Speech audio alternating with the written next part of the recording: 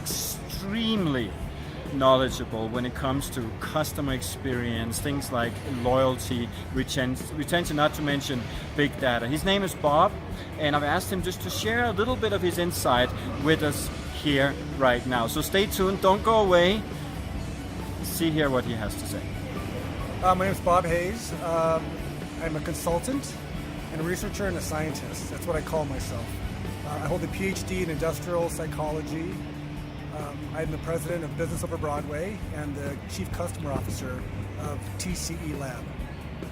And I believe you published some books as well. What are those books and what are they about? Yes, I published 3 books in the area of customer satisfaction and loyalty and customer experience. The books are Measuring Customer Satisfaction and Loyalty, which oddly enough is about customer satisfaction and loyalty. The next book is called Beyond the Ultimate Question, and that addresses the need to think about customer loyalty more broadly and think about your program holistically, not just thinking about the metric, but how do you institute metrics, how do you institute strategy, governance, business processes around your customer experience.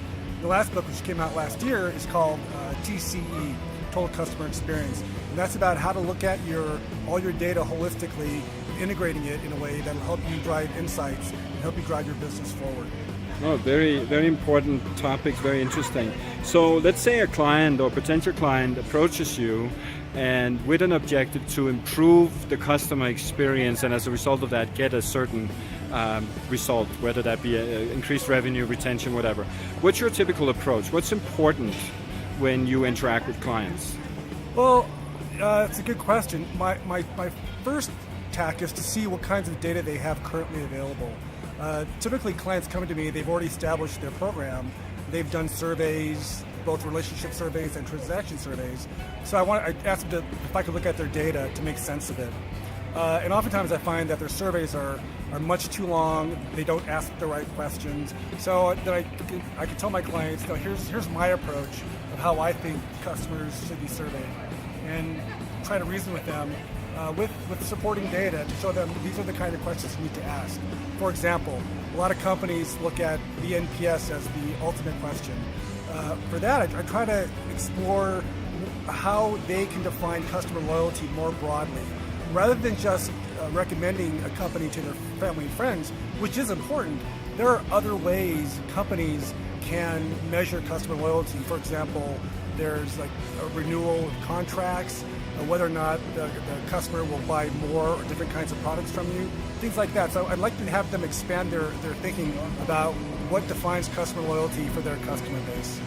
Very interesting. And how do you think about this whole relating data back to individuals and making data actionable? Oh, I think your company revolves around data. I think anything revolves around data. If you can quantify something and measure it, you can take action on it.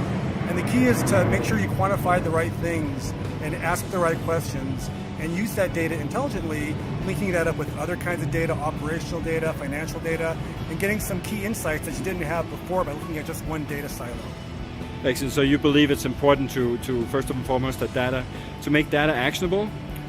Oh, definitely. I think people underestimate the importance of data and the measurement of certain constructs in their business.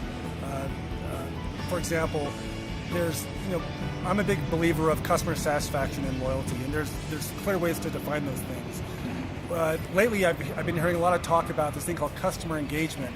But if you dive deeper into what they're talking about, all they're doing is relabeling customer loyalty as customer engagement. So they're not measuring anything new at all.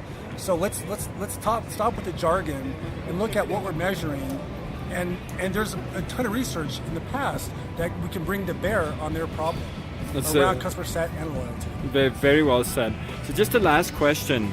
I read somewhere that when surveys are done and marketers, CMOs are asked what they're going to focus on in the coming year in terms of spend. A lot say that they will focus more on retention, but when you analyze a year later what they've actually spent money on, the vast bulk of the spend was on acquisition.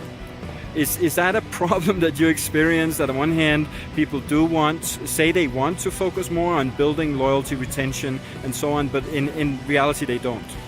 I think that's true, and I think the problem there is that they're not looking at the data. if they have clear measures of customer retention, customer advocacy, and customer purchasing, you can use those metrics to understand what kinds of things you need to do as a company to drive each of those different kinds of loyalty. In research I did last year, I found that what drives advocacy is not the same thing that what drives retention or purchasing loyalty. So if you look at your data in an intelligent way, you can find a vast amount of information that you didn't have beforehand. Oh, that's very interesting. So you have a blog. Does that have a straightforward URL or? Yes, it's businessoverbroadway.com. Businessoverbroadway.com, and Yes. that's people will be able to find your contact details there as well, I suppose. Yes. Yeah, and what about Twitter? My Twitter handle is Bob E. Hayes, BOBEHAYES. Oh, excellent. Thank you so much, Bob. Thank you, Michael.